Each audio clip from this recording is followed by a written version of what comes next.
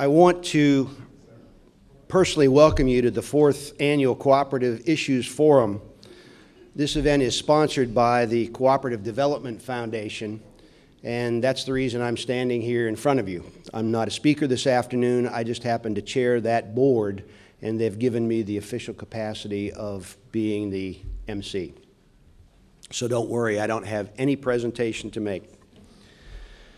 This afternoon, it's important for you to remember and focus on the fact that the focus of this Cooperative Development Forum will be on development, both from the perspective of developing new cooperatives as well as developing existing cooperatives to be more innovative, efficient, and responsive to their members.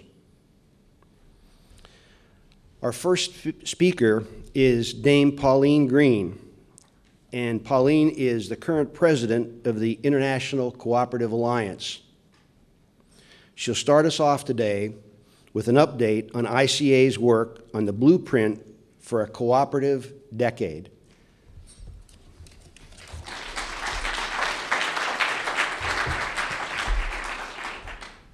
Well, thank you very much indeed. And first of all, it's a great pleasure to be back in Washington and to have been invited to take part in this Issues Forum and to focus on development. Because for us in the ICA, the International Cooperative Alliance, or the Alliance as we now call it, rather than the ICA, the Alliance, its key overall objective, as I will say when I go through my talk, is to grow the cooperative family of business. That's what we're about. And it's been very easy in the past for the movement to think we need to run a campaign against AIDS, we need to run a campaign against poverty. We do all of that by creating cooperatives. And for me, the focus is nobody else will do co-ops, only us. So if we want to have a campaign against poverty, we do that by helping people to take themselves out of poverty through a cooperative vehicle, a cooperative enterprise. And so what I want to do today is to share with you, if you like, the global context. But let me start by bringing you the greetings of the International Cooperative Alliance and to say how much we value the US cooperators who are part of our movement and who take such a big role, A, in working with us and participating in what we do to try and influence decision makers around the world, but also for the work that so many of you do in other parts of the world, developing cooperative enterprises, cooperative businesses. And in membership of the ICA now, we have cooperative enterprises that started as a direct result of the intervention of US cooperatives and the NCBA or CDF and other parts of the US like USAID and whatever. And they are now big cooperative enterprises serving many, many millions of people around the world. So thank you for everything that you've done and everything you continue to do. And of course, I know that you're deeply involved in developing domestic cooperatives. And I think it's critical, that role, in the context of the economy as it has been for the last 5-6 years. We've had exactly the same as you in the United Kingdom. We have seen our cooperative economy in the UK grow by nearly 20% over the last 6 years, and the same time as our national economy collapsed by 1.7%. So we have seen people turning to a collaborative, cooperative approach to their services, to helping their communities to stay together, and to supporting the real economy, which is where cooperatives are so important across the globe. So, I hope this is going to work. Forward says that way. Yes. So, what is the ICA? The ICA, as you can see, has member organizations in nearly 100 countries, and these members represent over 1 billion of the world's citizens. And I think it's important to say that because, you know, people say to me, oh, well, you know, this co-op, but they say it on the BBC regularly, you know, this co-op stuff, it's a nice fluffy sort of feel to it, isn't it? It's a sort of idealistic thing. But 1 billion people did not join a cooperative for idealistic reasons. 1 billion people joined the cooperative movement because of all the things it does for them, their families, their aspiration, their hopes for the future. And I think it's important that we are very confident in saying to the rest of the world that 1 billion people have chosen to join a cooperative around the world. This is the cooperative movement. As you see it darkening, you will see this is where we're represented in strength around the world, and you can see where the gaps are. You can see the work that there is to do across Africa in helping to develop more cooperatives, and in a few other parts of the world where we need to really strengthen our membership, and we're working hard to do that. What's the fundamental role of a global body for the cooperative movement in today's world? And I think if we're going to set the scene, I need to be very clear to you about that, because otherwise, as I did when I was first asked to take part in the International Cooperative Alliance by the British movement, I looked at it and thought, bit of a travel club, being perfectly frank. Do I really want to do this when I'm trying to develop the UK cooperative movement? But I was told by the British movement, we get stuck in, we try to make it right for us in a global market, we need a global body for the co-op movement, let's make it right. And that's exactly what we've been trying, a group of us have been trying to do ever since. So what is the role of the cooperative, of the global body in this century, in today's world? Well, first of all, the key objective, as I've already said, is to help grow the cooperative family of businesses around the world. And I think we do that in 3 ways, really. Firstly, by embedding cooperative enterprise as a valued part of the global economy. And after the last 5 or 6 years, there can be no doubt that the moment when we had a predominant incorporated system of business in this world should be gone. We need a better balanced global economy. And the cooperative movement, a member-based, member-owned business, a business that's put people at the centre of its decision-making, is the core part of the rest of the economy. It's not the only part, but it's the biggest, the most influential, the deepest, reaching into every corner, every village, every town, every city across the globe. So firstly, we want to ensure that better balance in the global economy. Secondly, we want to secure an enabling regulatory and financial environment in which our movement can grow. And that's beginning to happen. That's already happening now. And finally, and crucially for the ICA, we want to influence the global decision makers and opinion formers who decide on the future direction of the global economy.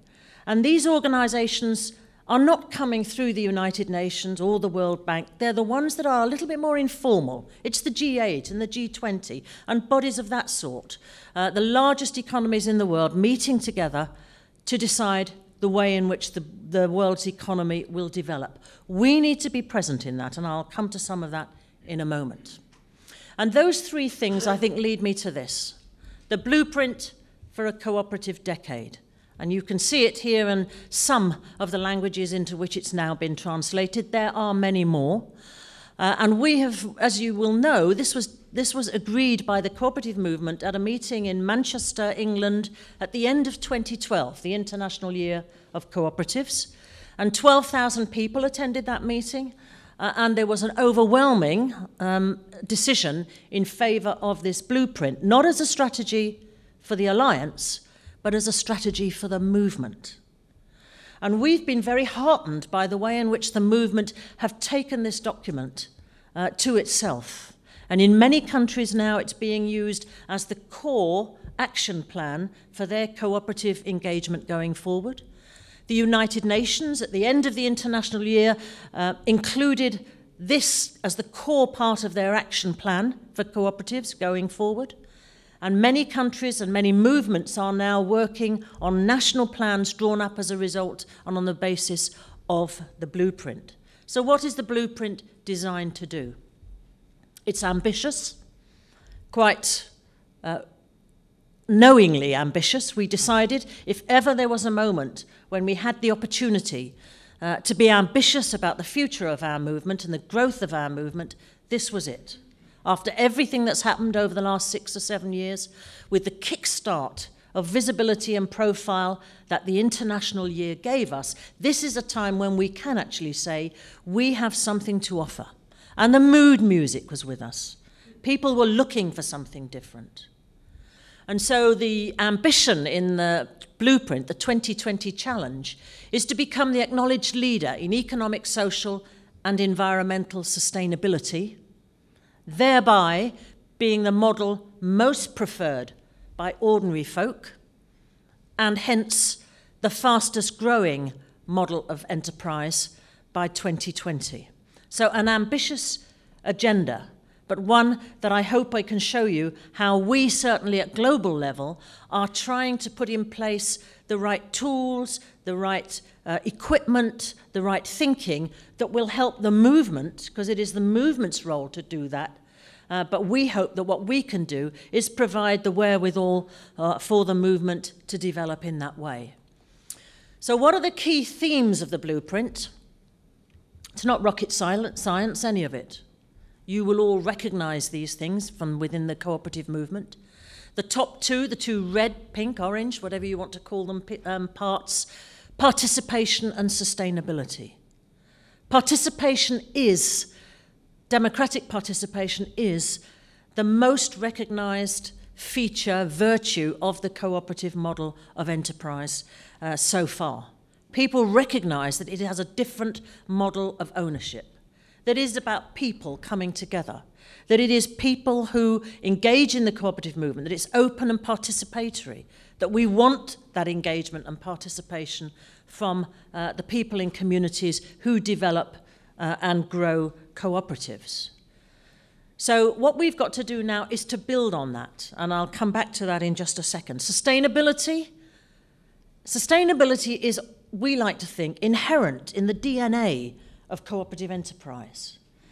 But how much information do we have that proves that that's the case? Because when people think of sustainability, they don't think of cooperatives first front of mind.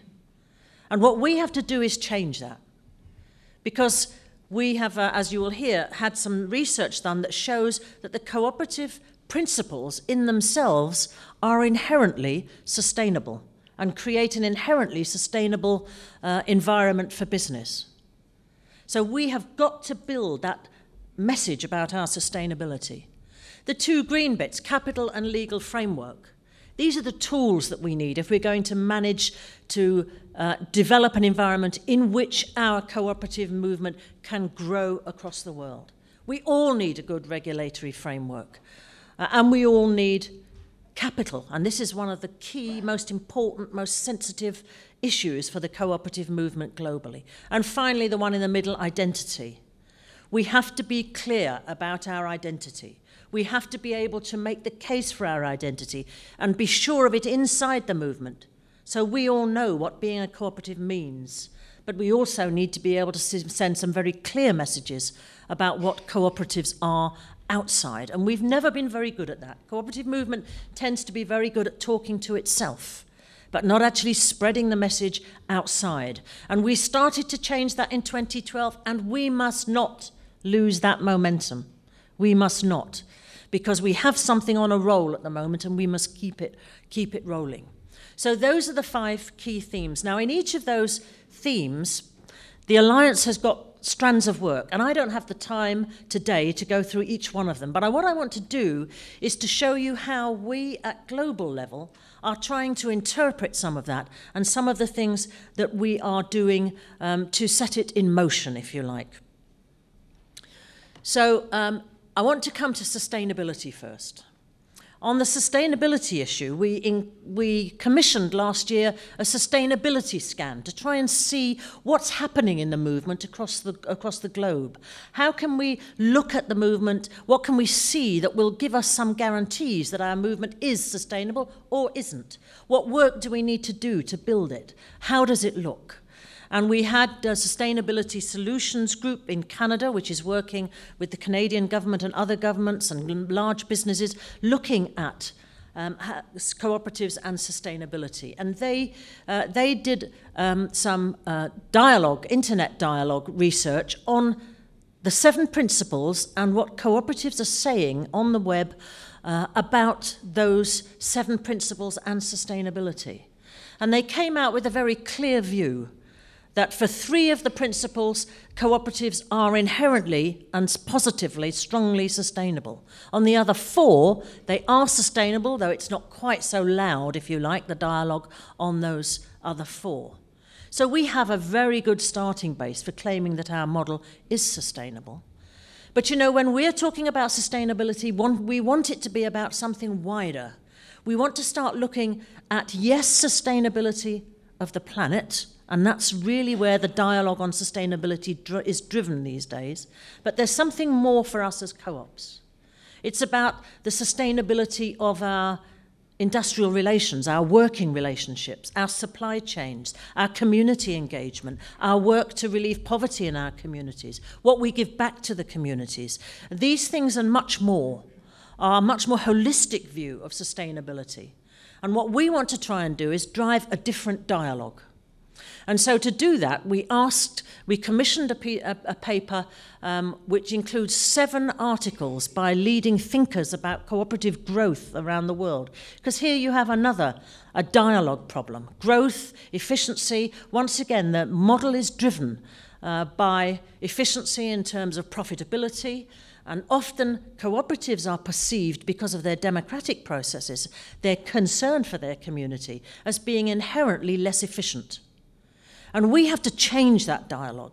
And we have to find ways in which some of our core businesses who are critical to the way people perceive cooperatives begin to report on growth and efficiency and sustainability in a way that sells the cooperative model in a much more effective and efficient way as a sustainable model of business that we can take pride and engagement in. And if we can see some practical tools for doing that, we believe we can make serious progress going forward. So on sustainability, having had the scan, we are now setting up an advisory group of some of the businesses that came out most strongly in the internet dialogue of being engaged in sustainability. And we've had a very good response from those businesses whom we've approached and said, would you join us in an advisory group to try and help us develop tools and metrics for sustainability going forward? And these are to be a very practical tool, because what we can do is give you the tools. And all of this gives you, developing co-ops, the arguments about our sustainability as a business, our strengths inherently in local communities. And on the thought leadership paper, we're hoping that what's come out of that, which has been very interesting, and you can see here some of the approaches and thinking that was going on in those pieces in there. And if you haven't read it yet, you can access it on the ICA website, which will come up later on. All of these documents, by the way, you can access there, and they will help you to understand some of the thinking that is going on about changing the dialogue and about trying to establish some metrics for taking forward the approach towards growth and efficiency.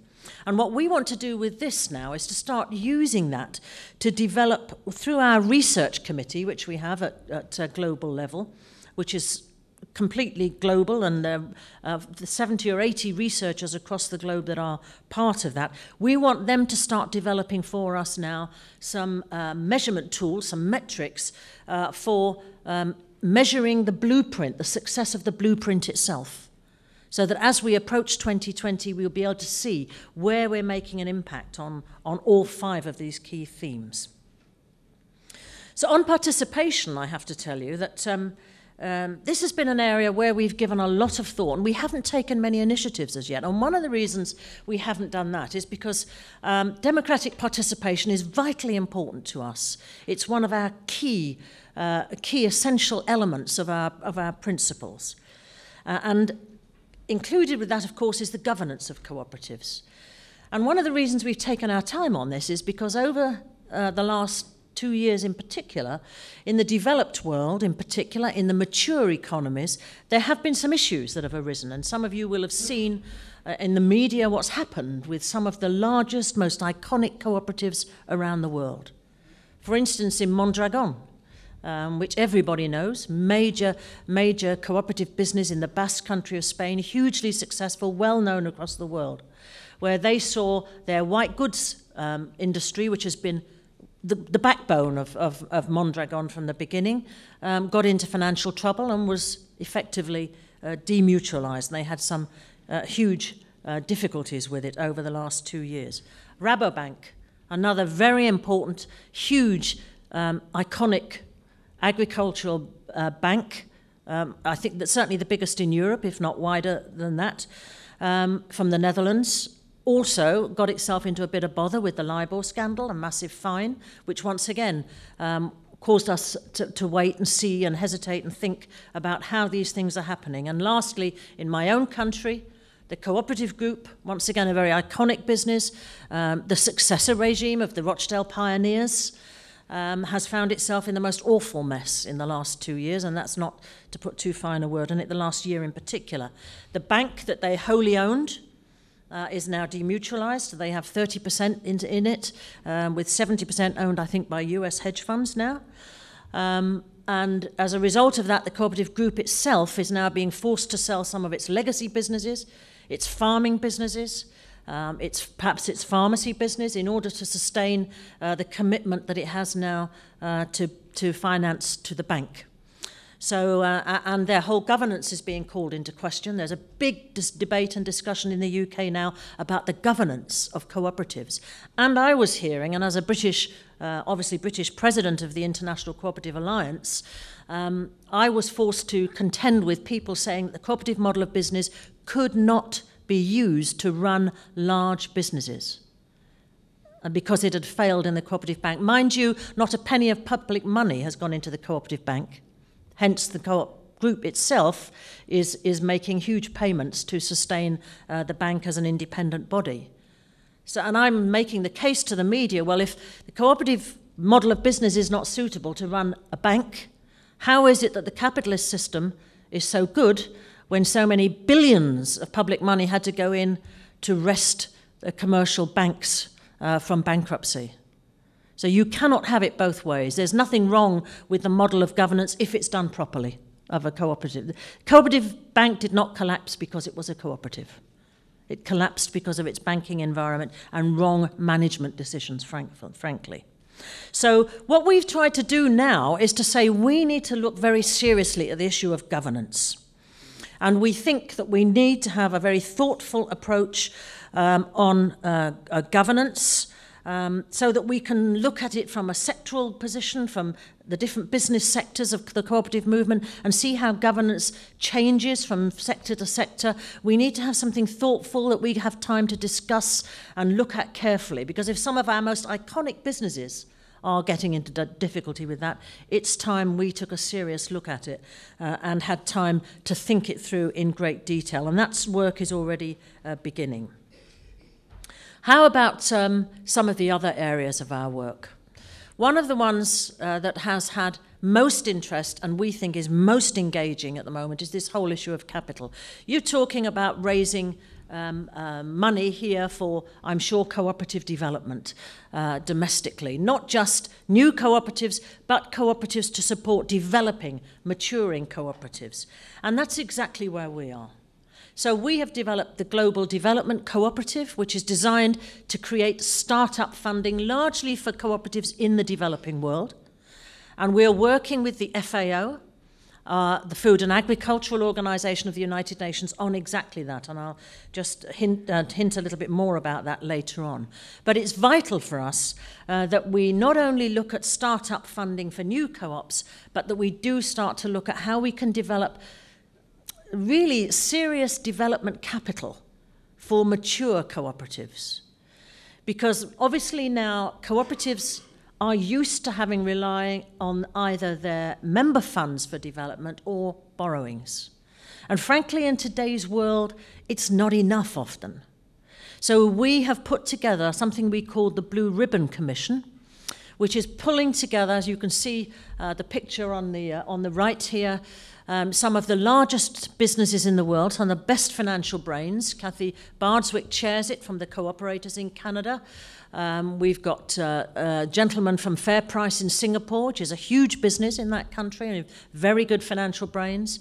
From Rabobank itself, and from, you'll recognize Bill Cheney there, who was with Kuna when he started with the Blue Ribbon Commission and has agreed to stay on the Blue Ribbon Commission now. And who's the last one? Oh, Monique Leroux, who of course is the president and CEO of Desjardins, which is the 23rd safest bank in the world since the financial collapse, and there are a couple of others. So this group is now working cautiously, because you will recognize that capital is a terribly sensitive area. We cannot afford to jeopardize member ownership.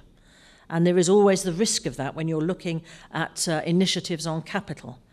So we're working to bring into being some serious thinking now. And on capital, we are putting together a thought leadership paper once again. These are very good in helping us to figure out where next to go. But also a survey to capture what's going on in capital. Where's the money coming from? What initiatives are there out there? What structures are there? What do people need money for? And so on and so forth, so that we can actually come forward with some ideas. And finally, our identity, the one in the middle. This is very critical. After the International Year with the UN logo and slogan, it was necessary, and there was a real thirst to have something to follow that. And so what we developed, and were absolutely staggered at the response from around the world, we sent out a survey on, do you want a cooperative identity that we can all use, a co-op mark? What should it look like? What are the images that look right to you? What do you want? We had responses from 86 countries to that survey. Bearing in mind we only have members in 100-odd countries, we thought that was a pretty good response. And it showed the thirst to retain the cohesion we had during the International Year.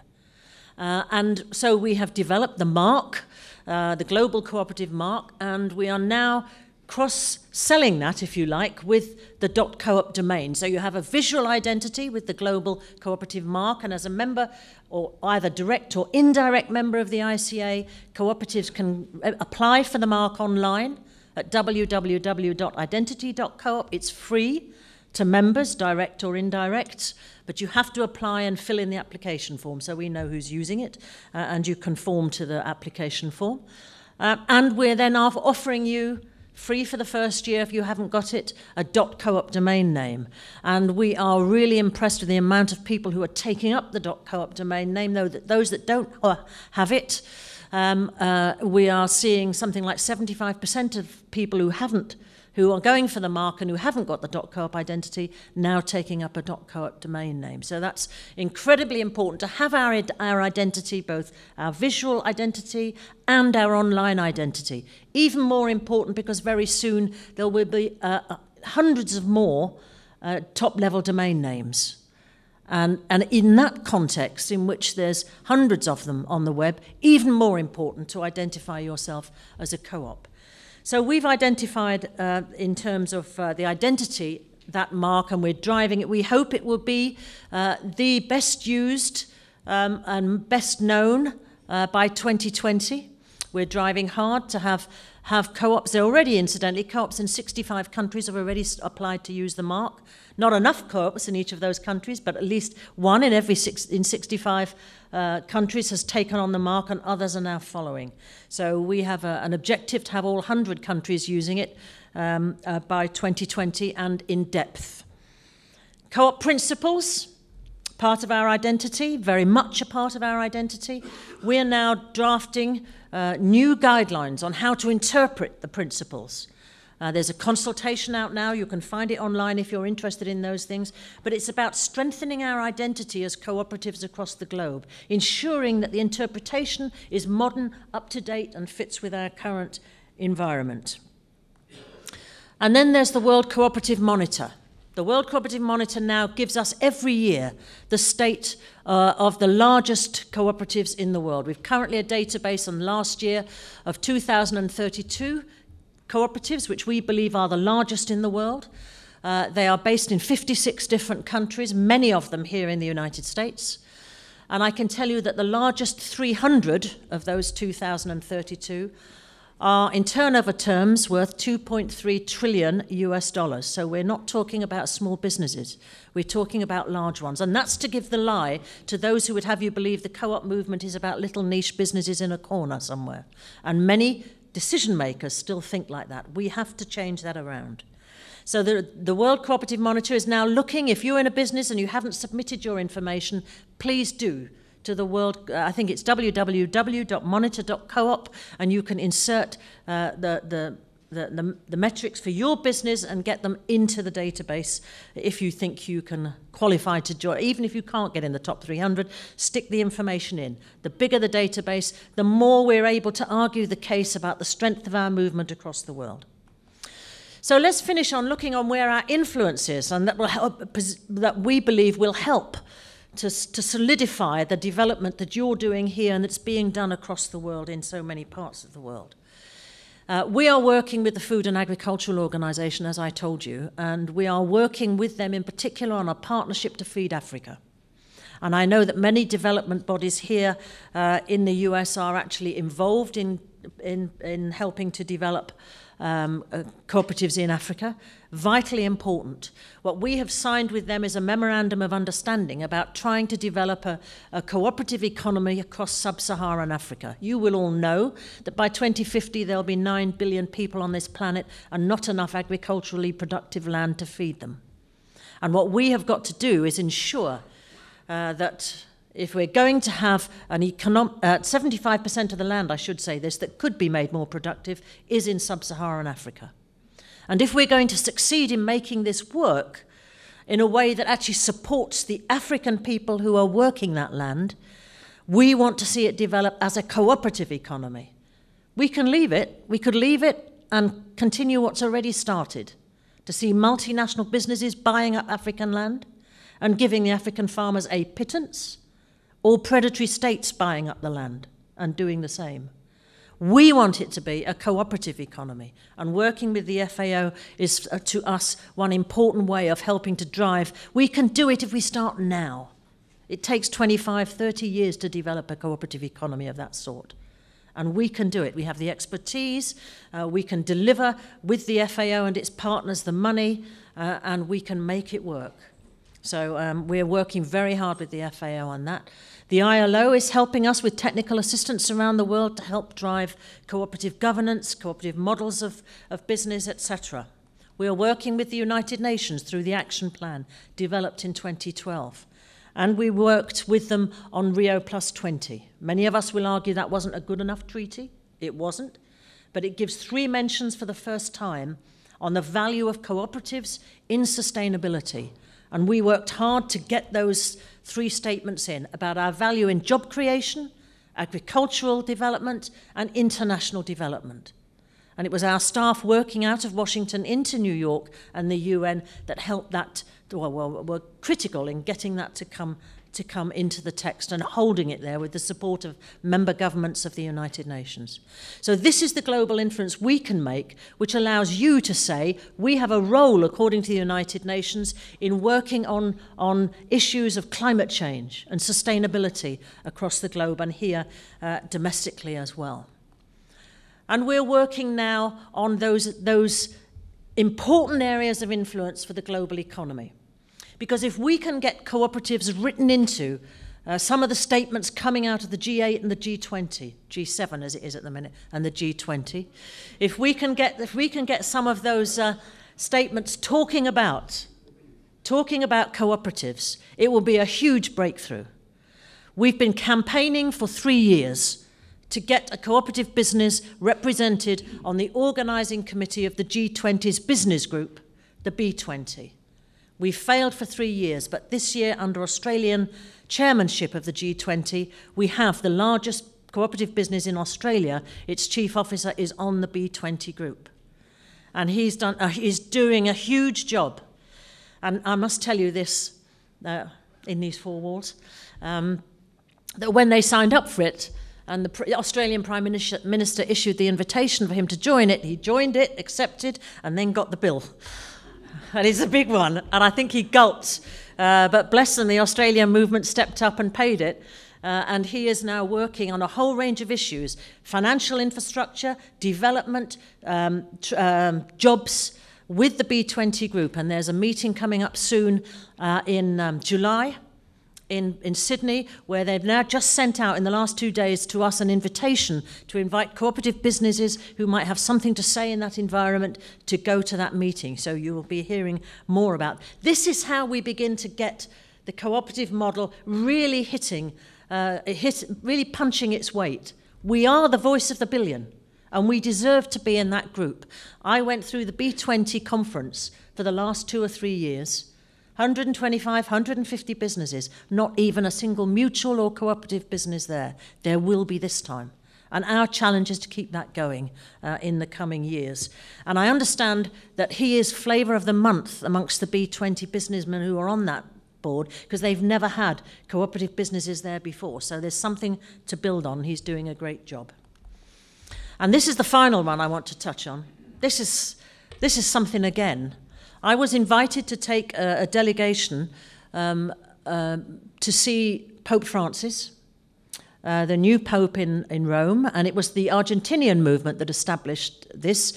They worked very closely with him when he was the Cardinal of Buenos Aires. He worked with them in the shanty towns, and he knew the cooperative movement. And one day, after he was made Pope, he phoned them up and said, "Hi, this is Francis." This is this man, I tell you, no lie. I am not, and I will say this to you, I am not a religious person, but I was blown away by this guy. And I was saying to people the other night at the NCBA board, I have had the great privilege of meeting 2 very powerful, inspirational leaders, ordinary guys, very modest men, with no face to them, who simply blew me away. One was Nelson Mandela, and the other is this man. And he invited us to go to the Vatican, and we went and we sat in the reception room waiting for someone to come and take us to the Pope, and the Pope walked in on his own with no staff, no notes. And he comes up, he said, "Hello, I'm Pope Francis." Shake hands, you don't kiss his hand, you don't. He's wearing, this is what you used to do with popes. Come on, I mean, I was brought up as a Catholic, I know. Not that I ever met another one. But he walked in the, as you can see, in the white clothes and the scarf, but he's got Dr. Martin boots on. You can see them, you can't see them there. But he is just something again, this man. He doesn't live in the apartment in the Vatican. He lives in a hotel because he wants to be amongst the people. And every morning, the people in the hotel were telling us he gives a little mass for the people at 7 o'clock. And then he goes and stands in the breakfast queue with his tray. Can you imagine? The Pope behind you in the breakfast queue? I mean, this is bizarre. But the key thing that I talked to this, because he came in and he sat down in this lounge and he said, "Come and talk to me about the co-op movement." Argentinian colleagues, obviously, with us. And after I'd asked to introduce it and what we were trying to do for poverty reduction in particular, which is his big issue, social justice, he said, "Mrs. Green, in 1954, my father sat me and my brothers down and talked to us about the co-op movement, and I've never forgotten it." And he said, he got very, very emotional, and he said, "When are the world's leaders going to understand that the cooperative economy, cooperative movement, cooperative enterprise is not something for a time of crisis. It's the way the businesses should be developed going forward." And then he just threw up his hands and threw back his head and laughed and said, "I'm really sorry, I'm giving you a sermon." And I thought that's what popes are supposed to do.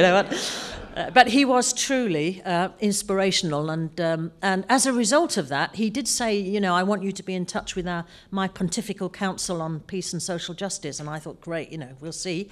And I've just had an invitation to go to a 30 named people meeting in Rome in July.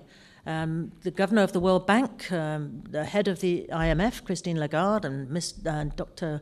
Kim is his name, and Bill Gates, people the cooperative movement ought to be interacting with.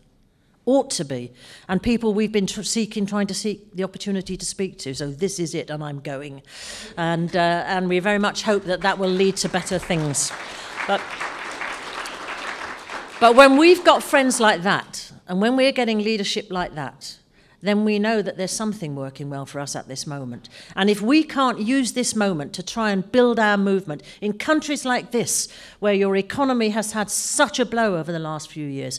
I was speaking by video to the Canadians in Calgary, who are also trying to restore and rebuild the cooperative movement in Calgary. And they're holding what they called kitchen table sessions, and I love that expression.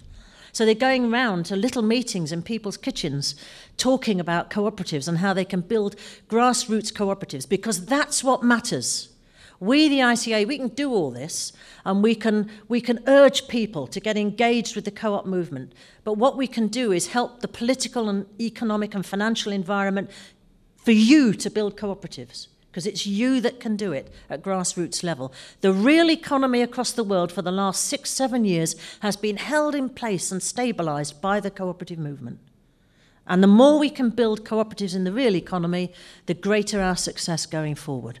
Thank you very much for everything you're doing.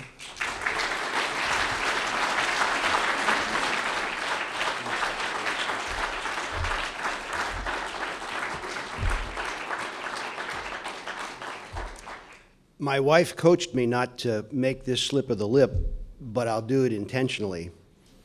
Damn, Dame Green, that was great.